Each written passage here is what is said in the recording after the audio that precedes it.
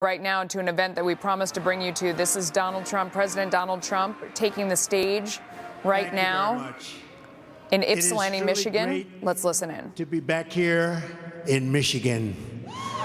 Right.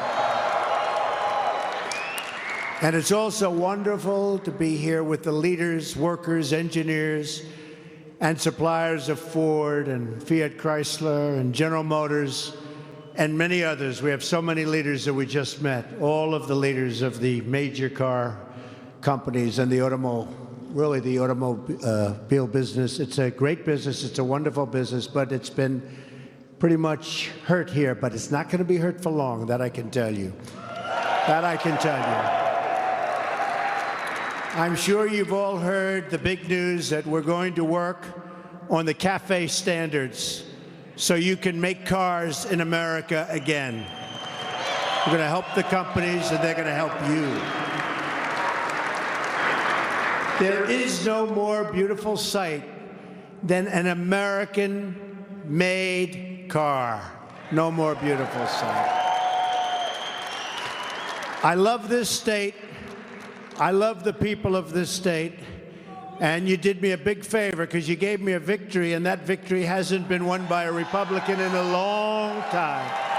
Long time. And you're going to be very happy, believe me. You're going to be very, very happy.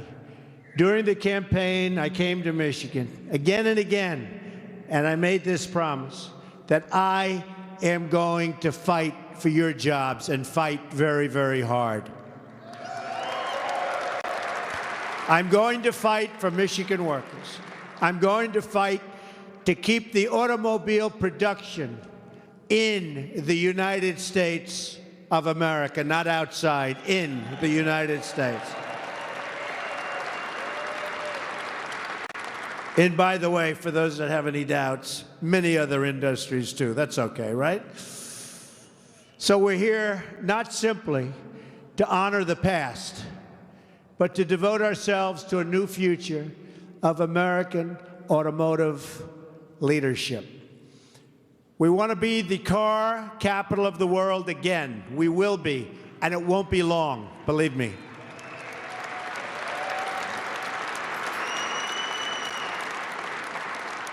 And by the way, we're going to have a very big announcement next week having to do with your industry. Very, very big, very important. Everybody say, what is it? Let's keep them guessing back there. You've heard me say the words, and I'll repeat them right now. Buy American and hire American.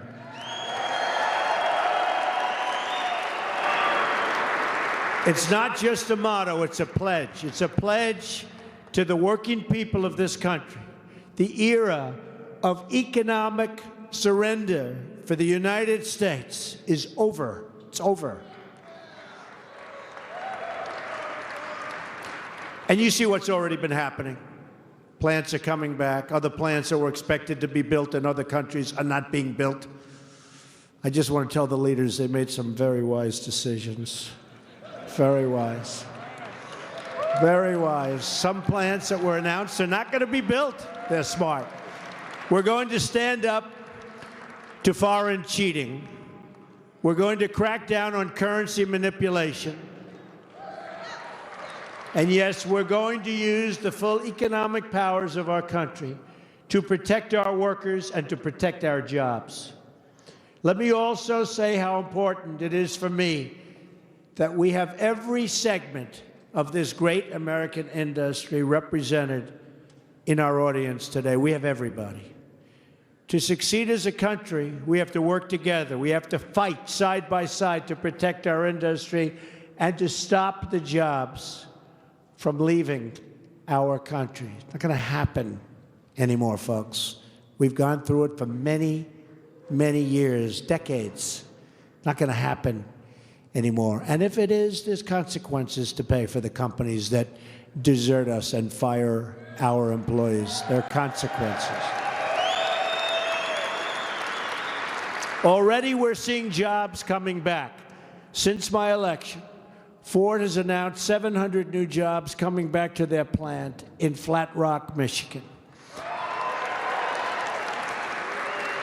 Fiat Chrysler has announced that they will create 2,000 new jobs in Michigan and Ohio.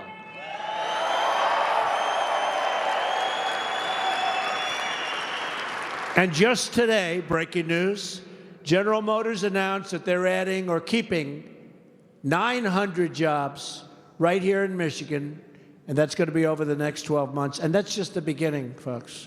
In fact, I told them that's peanuts. That's peanuts. We're going to have a lot more. They're going to be building new plants, expanding their plants.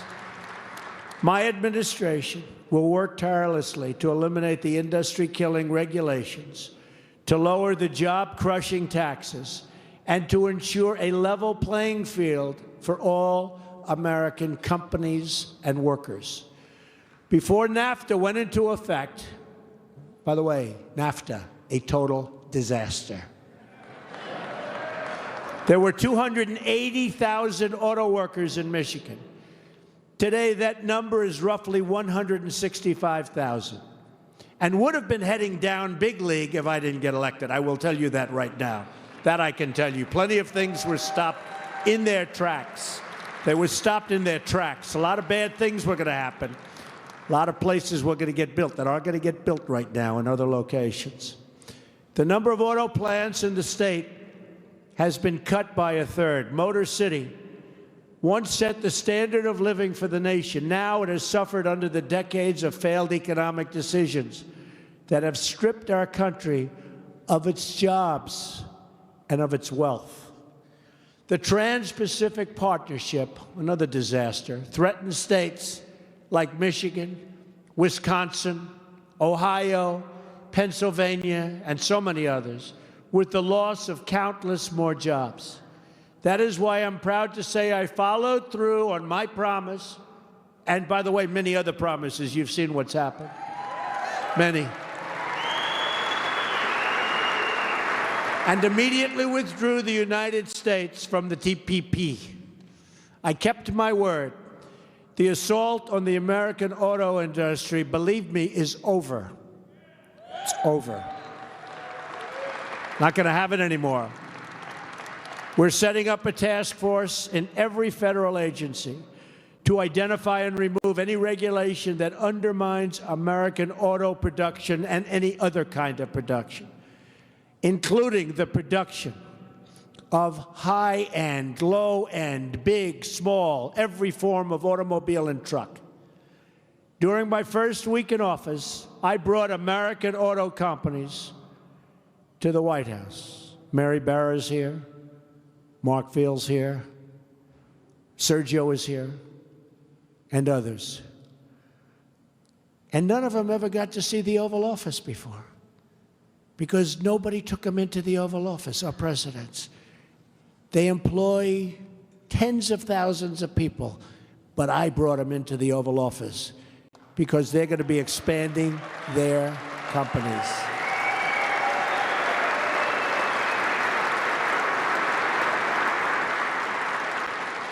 But they all told me the same thing.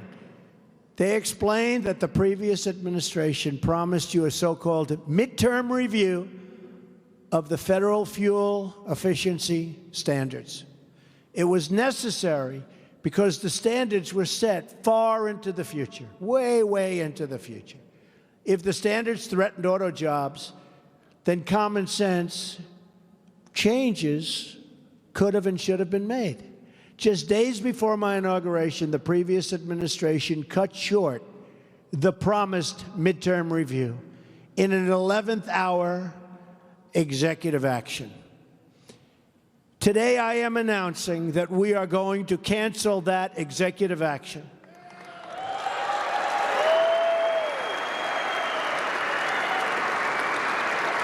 We are going to restore the originally scheduled midterm review, and we are going to ensure that any regulations we have protect and defend your jobs, your factories.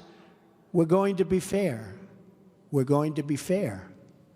This is an issue of deep importance to me. For decades, I've raised the alarm over unfair foreign trade practices that have robbed communities of their wealth and robbed our people of their ability to provide for their families. They've stolen our jobs, they've stolen our companies, and our politicians sat back and watched, hopeless. Not anymore. As a private citizen, I looked really with sadness as massive shipments of foreign cars have been dumped onto our shores, while those same countries have shut their borders to our cars. We take them. Come on in, folks. Come on in. No tax. Don't worry about it. We make cars. They don't take us. Not anymore.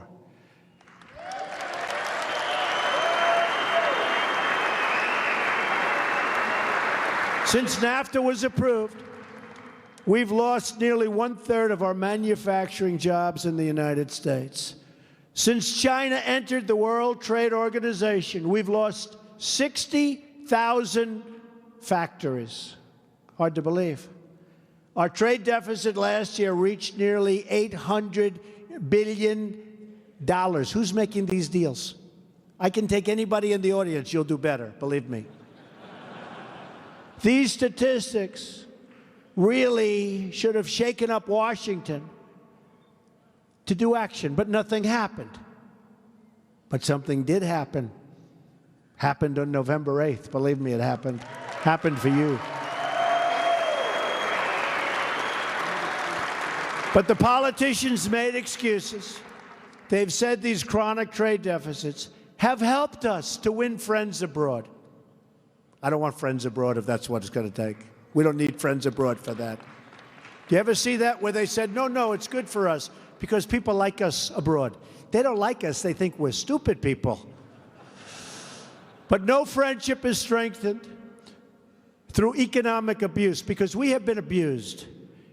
And no country can long lead the free world if it does not protect its industries and care for its people and protect its borders.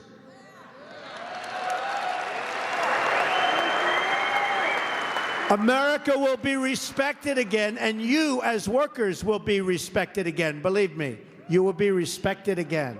Soon, now. I think it's already happened.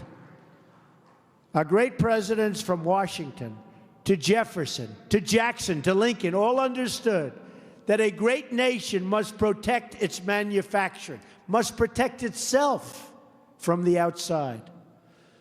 Today, I will be visiting the home of Andrew Jackson on the 250th anniversary of his birth. And they say my election was most similar to his. 1828. It's a long time ago.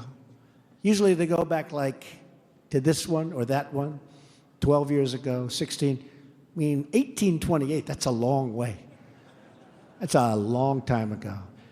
In supporting tariffs, Jackson said, I look at the tariff with an eye to the proper distribution of labor and to revenue, and with a view to discharge our national debt. We owe $20 trillion. $20 trillion with our policies. America cannot be a wealthy country if special interests game the system to profit from the exodus of our companies and from the exodus of our jobs. We must embrace a new economic model. Let's call it the American model.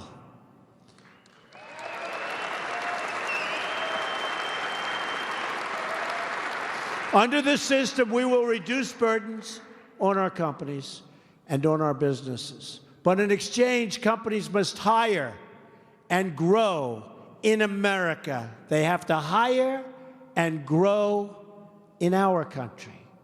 That is how we will succeed and grow together. American workers and American industry side by side. Nobody can beat us, folks. Nobody can beat us.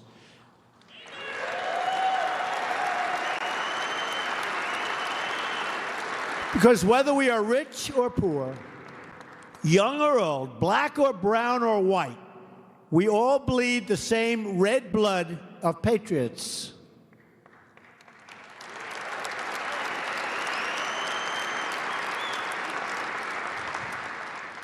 Great Americans of all backgrounds built the arsenal of democracy, including the legendary Rosie the Riveter, who worked here at Willow Run. You know that.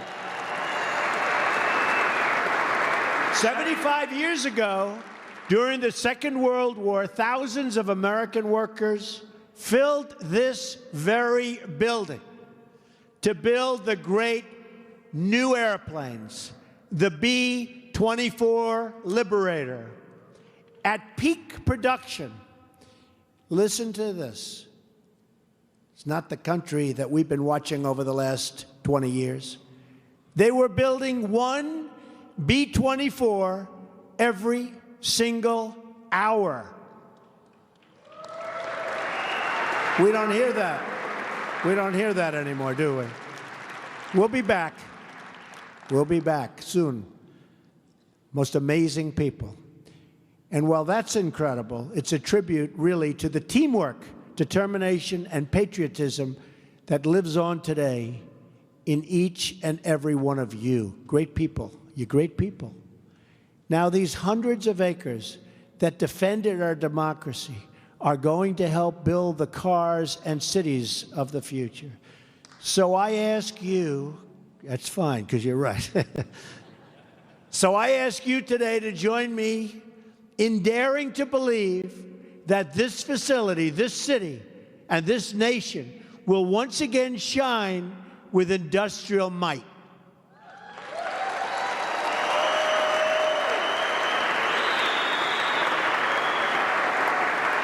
I'm asking you to place your faith in the American worker and these great American companies.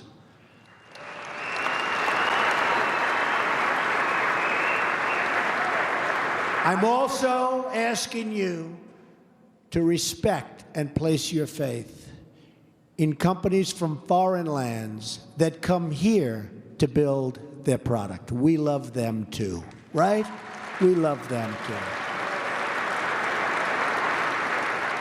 I'm asking all of the companies here today to join us in this new industrial revolution. Let us put American workers, American families, and American dreams first once again. May God bless the American worker. May God bless the Motor City. And may God bless the United States of America. Thank you. Thank you. Thank you, everybody. So that was President Donald Trump in Ypsilanti, Michigan, talking about the auto industry there.